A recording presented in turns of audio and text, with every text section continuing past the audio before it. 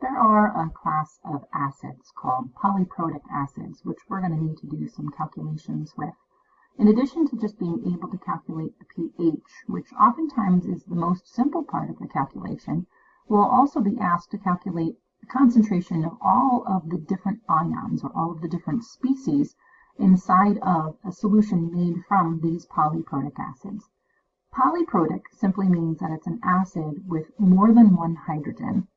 Something like H3PO4 would be considered to be a polyprotic acid. Most, however, when they ionize, they will ionize only one hydrogen at a time. The majority of polyprotic acids are weak acids. In fact, there's only one polyprotic acid that's considered to be strong, and that's H2SO4. So most of the hydrogens are only going to fall off one hydrogen at a time. So luckily that makes for some very simple chemical equations, but unfortunately that does mean a multitude of equilibrium problems, and we'll get into an example of that in just a moment. So because each one of those separate equations, because each one of those hydrogens wants to fall off one at a time, is going to set up its own equilibrium. Each one of those equilibria is going to have its own Ka value. In other words, a Ka value for each hydrogen that's going to fall off of that acid. And there is typically a 10 to the 4th to about a 10 to the 6th difference in those Ka values. So each subsequent hydrogen that is going to fall away from our main acid is going to become weaker and weaker and weaker. Let's take a look at a more specific example. Arsenic acid, H3ASO4. We do see that it has listed 3 Ka values for its 3 acidic protons that can fall away from the main body of the acid. And look at the difference in the exponents. We go from a -4th, which is relatively strong in the acid world, to a -8th, and then finally to a -13th, which, I mean, that's barely going to dissociate at all. And here we go with our first question, which is to calculate the concentration of all of the species in a 10th molar solution of arsenic acid.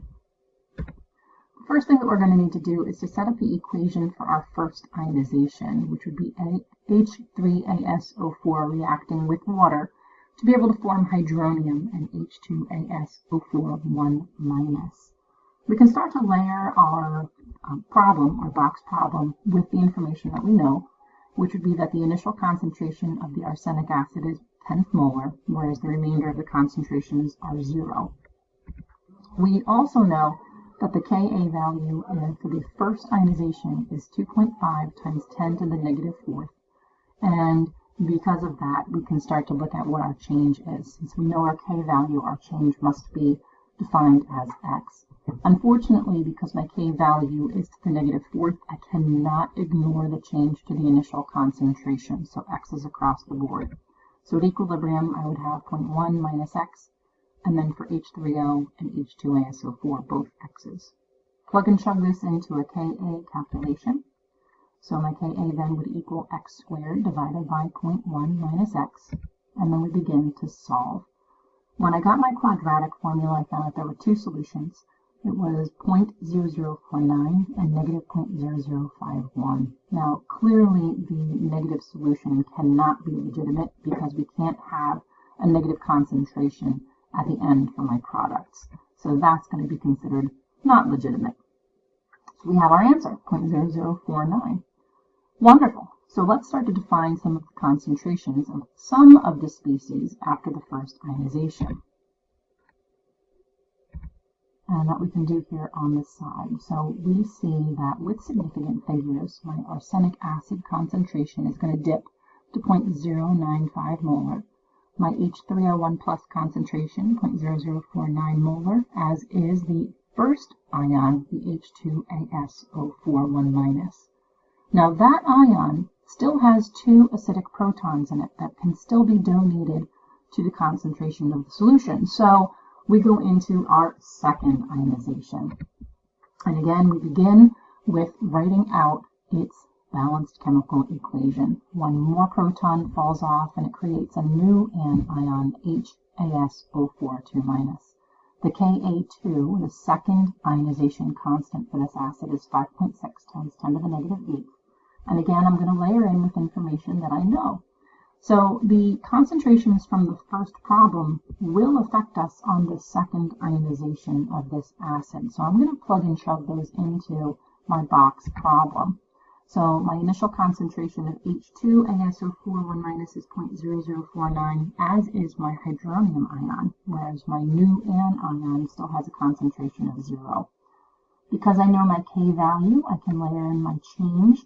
Now luckily, with my K value being to the -8th, there will be no change to the initial concentrations of anything that's not 0.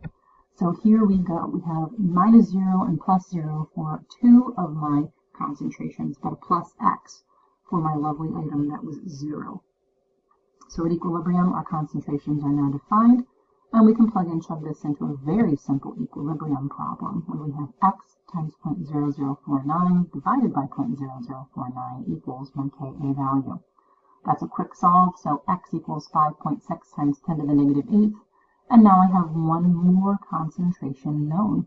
Now notice again, there was no change to any of the concentrations that I calculated before, so I can leave all of that alone and just add in my new concentration, which would be for my HASO4 2- at 5.6 times 10 to the -8th. Now, yes, this is an awful lot of work, but we're not done yet. We still have to consider the third and final ionization of my anion, HASO4 2- still has 1 proton to lose. Now, it's not going to want to do that very readily, but it still manages to get it done. So again, we start off with knowing what our concentrations of all of the other species have been so far. I find that Ka value, which is 3.0 times 10 to the -13th, very, very tiny, and set up my third and final hydrolysis equation, the third and final sequential hydrolysis, forming my new ion, ASO4 3-. Again, I'm going to label the initial concentrations into my box, which for my HASO4 2- is 5.6 times 10 to the -8th, and for my hydronium remains at 0.0049.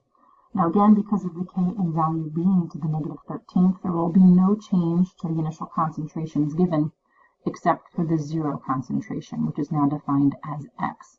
Luckily, this still is going to generate for us a very simple Ka calculation. So products divided by reactants would give us X times 0.0049 divided by 5.6 times 10 to the -8th. And then after a little bit of plugging and chugging, we see that X equals 3.4 times 10 to the -18th, a very, very, very small concentration solution. So the last step is now to update our chart of known concentration data, and that would give us my final concentration of ASO4 2- at 3.4 times 10 to the -18th molar.